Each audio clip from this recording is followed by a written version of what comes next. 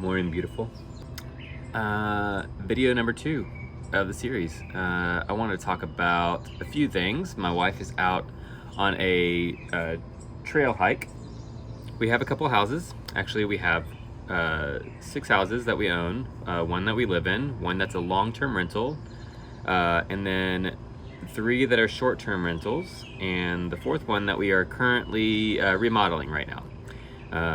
These are all in North Carolina. Kind of like the hub is Asheville, North Carolina. We got one in Weaverville just north, one in Asheville, one out at a Lake Glenville in Cashiers Highlands area, one in Silva, North Carolina.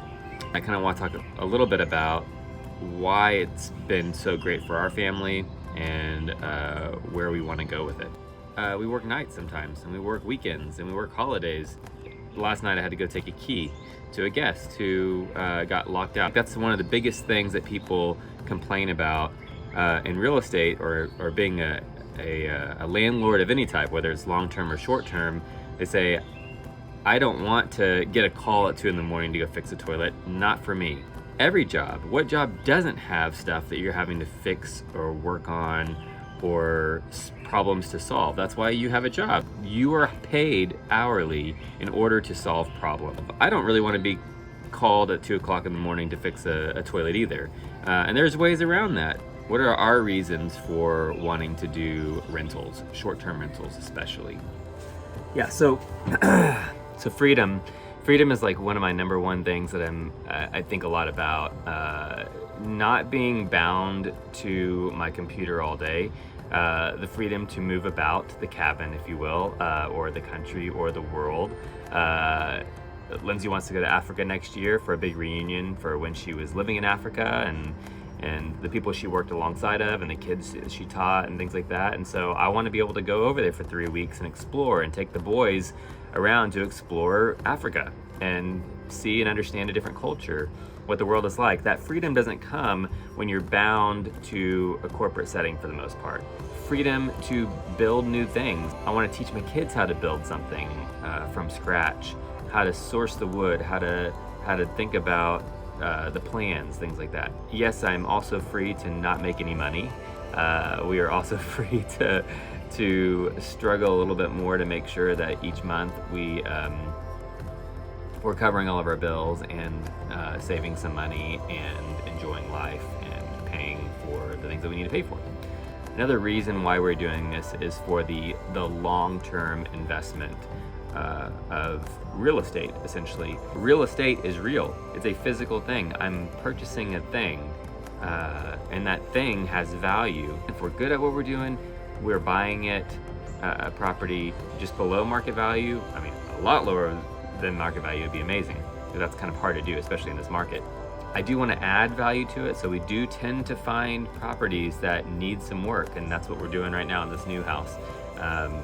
And by the time we're done with it, I hope that the value of that property, that it assesses for more than the ARV. ARV is after repair value. So if we bought the house for $255 and we put in $20,000 into remodeling it, it should appraise for more than $275. That's the hope.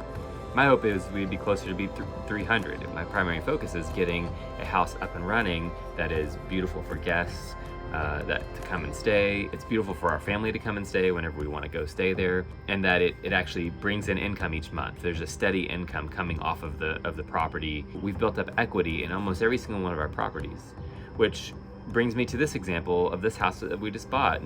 So far, not a penny has come out of our pocket, and by the end of the time of our remodeling, I don't think a penny will come out of our pocket. We bought a house 5 years ago. We lived in it for 2 years. We rented it long-term for 1 year. We have rented it short-term for just over 2 years. It continues to build equity. We refinanced the mortgage to go from, I think, about a $1,300 mortgage to a $1,450 mortgage. So we now pay an extra $150 a month on that mortgage. But we also did a cash out, which we took out $82,000 out of the equity of that property. $58,000 of that went into the down payment for this new property. The remaining of that equity is going to a new roof, painting, refinishing floors, and even some furnishings. Our hope is to get as close as we possibly can to being invested $82,000, which means that we have not touched our checking account or savings account in any way to pay for those things.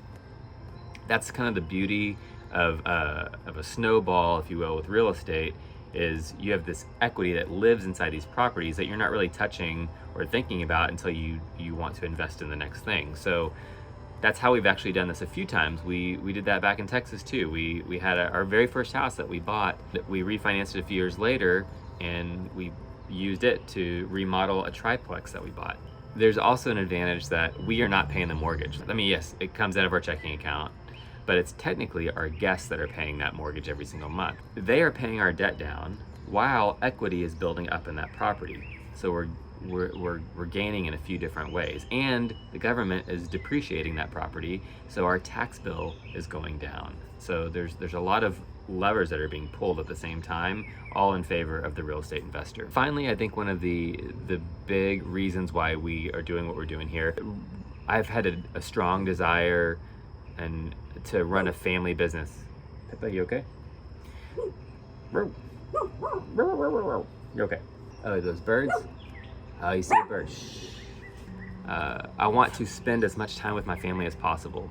When the boys are at school, I want to be out with them doing things, and sometimes it's going to be fun things, but I would really love it for them to be learning and growing and understanding how somebody runs a business, how we decide to purchase a property, how we decide to remodel a property, how we interact with guests. I want to teach them how they can do the exact same thing.